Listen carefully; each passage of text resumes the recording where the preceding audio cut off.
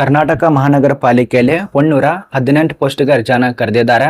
ನೇರವಾಗಿ ಸಂದರ್ಶನ ಮೂಲಕಗೆ ಆಯ್ಕೆ ಮಾಡ್ತಿದ್ದಾರೆ. ಇಲ್ಲಿ ನೋಡಿ, ದಿನಾಂಕ 10/6/2026 ಅಪ್ಲಿಕೇಶನ್ ಸ್ಟಾರ್ಟ್ ಆಗಿದೆ ಮತ್ತು ಕೊನೆಯ ದಿನಾಂಕ 15/7/2026 ತನಕ ಅವಕಾಶ ಇದೆ.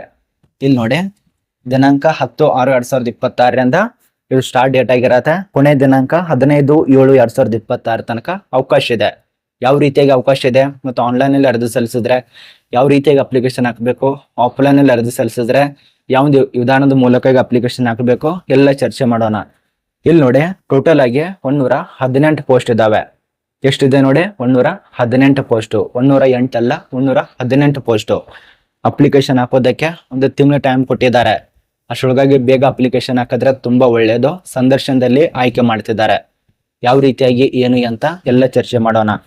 ವಿಡಿಯೋ ನಿಮ್ಮೊಂದು ಫ್ರೆಂಡ್ಸ್ಗಳಿಗೆ ಶೇರ್ ಮಾಡಿ. ಮತ್ತೆ ಯಾರ್ಯಾರು ಈ ಒಂದು 108 ಹುದ್ದೆಗೋಸ್ಕರ ಕಾಯ್ತಾ ಇದ್ದೀರಾ, ಆ ಒಂದು ಪೋಸ್ಟ್ ಹೆಸರು ನೋಡಿ ಯಾವ್ದಿದೆ ಅಂತ ಹೇಳಿ. ಇಲ್ಲಿ ನೋಡಿ, ಮಹಾನಗರ ಪಾಲಿಕೆ ಇಲ್ಲಿ ಕರೆದಿರುವಂತ ಪೋಸ್ಟ್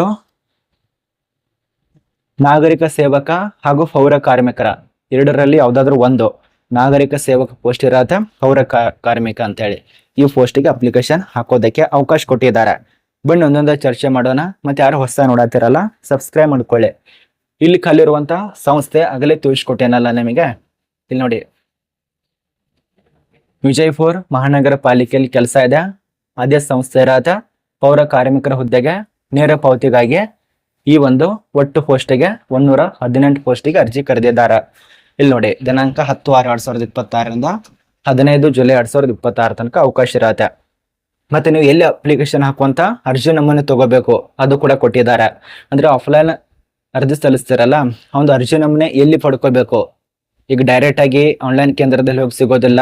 ಆಯಾ ಒಂದು ಜಾಗದಲ್ಲಿ ಈ ಒಂದು ಅಂಗಡಿ ಆ ಊರಿಗೆ ಕೇಳೋದು ಇವ್ರಿಗೆ ಕೇಳೋದು ಅದು ಮಾಡಕ್ ಹೋಗ್ಬೇಡಿ. ನೇರವಾಗಿ ನಿಮ್ಮ ಒಂದು ಅರ್ಜಿ ಇದೆಯಲ್ಲ, ಆ ಒಂದು ಭರ್ತಿ ಮಾಡದಂತ ಅರ್ಜಿ ನಮೂನೆ ಇಲ್ಲೇ ಸಲ್ಲಿಸಿ ಅದೇ ಜಾಗದಲ್ಲಿ ಅಪ್ಲಿಕೇಶನ್ ಹಾಕಿ. ಅಥವಾ ನಿಮಗೇನಾದ್ರೂ ಅರ್ಜಿ ನಮೂನೆ ಬೇಕಾಗಿತ್ತಂದ್ರೆ ನಮ್ಮ ಟೆಲಿಗ್ರಾಮ್ ಗ್ರೂಪ್ ನಲ್ಲಿ ಅದ್ರ ಅಧಿಕೃತವಾಗಿರುವಂತ ನೋಟಿಫಿಕೇಶನ್, ಆಫ್ಲೈನ್ ಅಲ್ಲಿ ಅರ್ಜಿ ಸಲ್ಲಿಸುವಂತ ನೋಟಿಫಿಕೇಶನ್ ಅಲ್ಲೇ ಕೊಟ್ಟಿದೆ, ಚೆಕ್ ಮಾಡ್ಕೊಳ್ಳಿ. ಇಲ್ಲೇ ನೀವು ಆಫ್ಲೈನ್ ಅಲ್ಲಿ ಅರ್ಜಿ ಸಲ್ಲಿಸುವಂತ ನಮೂನೆಯನ್ನ ಪಡ್ಕೋಬಹುದು. ಅದೇ ರೀತಿಯಾಗಿ ಇನ್ನು ಉಳಿದಂತ ಮಾಹಿತಿ ನೋಡಿ, ಅರ್ಜಿ ಶುಲ್ಕ ಎಷ್ಟು ಇಟ್ಟಿದ್ದಾರೆ. ಇಲ್ಲಿ ಮಾನದಂಡಗಳ ಪ್ರಕಾರ 100 ರೂಪಾಯಿ ತನ ಅರ್ಜಿ ಶುಲ್ಕ ಇರತ್ತೆ. ಆ ಒಂದು ಅರ್ಜಿ ಶುಲ್ಕ ಆಫ್ಲೈನ್ ಅಲ್ಲೇ ಪಾವತಿ ಮಾಡ್ಬೇಕು. ಇಲ್ಲಿ ನೋಡಿ, 100 ರೂಪಾಯಿ ಅರ್ಜಿ ಶುಲ್ಕ ಇರತ್ತೆ. ಇಲ್ಲಿ ಕೆಲವೊಂದು ಅಭ್ಯರ್ಥಿಗೆ ರಸೀದಿ ಕೂಡ ಪಡಿಬೇಕಂತ ಹೇಳಿದ್ದಾರೆ. ಈ ಒಂದು ಜಾಗದಲ್ಲಿ ಹೋಗಿ ನಿಮ್ಮ ಒಂದು ಆಫ್ಲೈನ್ ಅರ್ಜಿ ಶುಲ್ಕನ ಒಂದು ಫಾರ್ಮ್ ಅನ್ನ ಪಡ್ಕೋಬಹುದು. ಇದು ನಿಮಗೆ ಗೊತ್ತಾಗಿದೆ ಅಂತ ಅನ್ಕೋತೀವಿ. ಅಪ್ಲಿಕೇಶನ್ ಅಂತೂ ಕರೆದಿದ್ದಾರೆ, ಟೆನ್ಷನ್ ತಗೋಬೇಡಿ. ಇದು ಹೊರ ಗುತ್ತಿಗೆ ಆಧಾರದ ಮೇಲೆ ಕೆಲಸ ಇರತ್ತೆ. ಖಾಯಂ ಪೋಸ್ಟ್ ಇರೋದಿಲ್ಲ, ಬಟ್ ಸಂದರ್ಶನ ಇರತ್ತೆ. ಖಾಯಂ ಪೋಸ್ಟ್ ಇರೋದಿಲ್ಲ, ಹೊರ ಗುತ್ತಿಗೆ ಆಧಾರ, ತಾತ್ಕಾಲಿಕ ಕೆಲಸ. ಮತ್ತೆ ಕೆಲವು ರೂಲ್ಸ್ ಇರೋದಾವೆ. ಆ ಒಂದು ರೂಲ್ಸ್ ಸ್ವಲ್ಪ ಮಾಹಿತಿಯನ್ನ ತಿಳಿಸ್ಕೊಡ್ತೇನೆ ನೋಡಿ.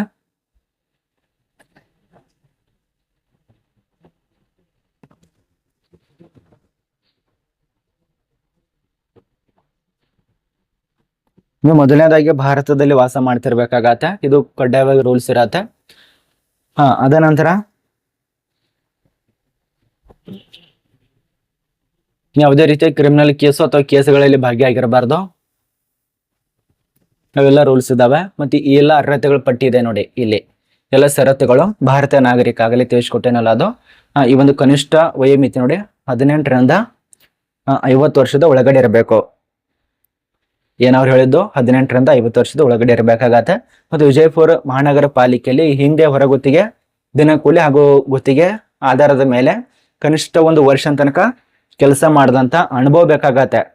ಅಂತ ಒಂದು ಅಭ್ಯರ್ಥಿಗೆ ಹೆಚ್ಚಿನ ಆದ್ಯತೆ ಕೊಡ್ತಾರೆ. ಇದು ಕೂಡ ನಿಯಮ ಆಡ್ ಮಾಡಿದ್ದಾರೆ ನೋಡಿ. ಅದೇ ರೀತಿಯಾಗಿ ಇನ್ನೊಂದು, ಇದಕ್ಕೆ ಯಾವುದೇ ರೀತಿಯಾಗಿ ಮೀಸಲಾತಿ ಇರೋದಿಲ್ಲ. ಸ್ಪಷ್ಟ ಮಾಹಿತಿ ಇರತ್ತೆ ನೋಡಿ. ಇದಕ್ಕೆ ಯಾವುದೇ ರೀತಿಯಾಗಿ ಮೀಸಲಾತಿ ಅನ್ವಯಿಸುವುದಿಲ್ಲ. ಕನ್ನಡ ಮಾತಾಡಕ್ ಬರ್ಬೇಕಾಗತ್ತೆ, ಕನ್ನಡ ಓದೋದಕ್ ಬರ್ಬೇಕಾಗತ್ತೆ. ಇದಂತರ ನಿಮಗೆ ಬರತ್ತೆ. ಮತ್ತು ಹುದ್ದೆ ಮೇಲೆಗೆ ಸಂಬಂಧಪಟ್ಟಂತೆ ನಿರ್ವಹಣೆ ಬಗ್ಗೆ ವೇತನ ಕೊಡ್ತಾರೆ. ಇದರಲ್ಲಿ ESI, ಅದ ನಂತರ EFF ಗಳಿಗೆ ಬ್ಯಾಂಕ್ ಸ್ಟೇಟ್ಮೆಂಟ್ ಹಾಗೂ ಹಾಜರಾತಿ ಪತ್ರ ಲಗತ್ತಿಸುವುದು ಕೊಟ್ಟಿದ್ದಾರೆ. ಅದು ಕೂಡ ಲಗತ್ತಿಸಿ ಮಾಡಿ. ಮತ್ತೆ ಇದಕ್ಕೆ ಪೆನ್ಷನ್ ಕೂಡ ಇರೋದಿಲ್ಲ. ಇಷ್ಟು ರೂಲ್ಸ್ ಇದಾವೆ. ಉಳಿದಂತ ಮಾಹಿತಿ ನಾನು ನಿಮಗೆ ಬೇಸಿಕ್ ಆಗಿ ತಿಳಿಸ್ಕೊಡ್ತೇನೆ. ಇಲ್ಲಿ ಹೇಳೋರು ಅಪ್ಲಿಕೇಶನ್ ಹಾಕ್ಬಹುದು ಮತ್ತು ಪುರುಷರು ಅಪ್ಲಿಕೇಶನ್ ಹಾಕ್ಬಹುದು, ಯಾವುದು ತೊಂದರೆ ಇಲ್ಲ. ಬಟ್ ರೂಲ್ಸ್ ಅನ್ನ ತಿಳ್ಕೊಳ್ಳಿ. ಅರ್ಜಿ ಸಲ್ಲಿಸಿದ್ರೆ ವಿಜಯಪುರದಲ್ಲಿ ಕೆಲಸ ಇರತ್ತೆ, ನಾಗರಿಕ ಸೇವಕ ಪೋಸ್ಟ್ ಅಂತ ಹೇಳಿ. ಮಾನದಂಡಗಳ ಪ್ರಕಾರ ಸ್ಯಾಲರಿ ಕೊಡ್ತಾರೆ.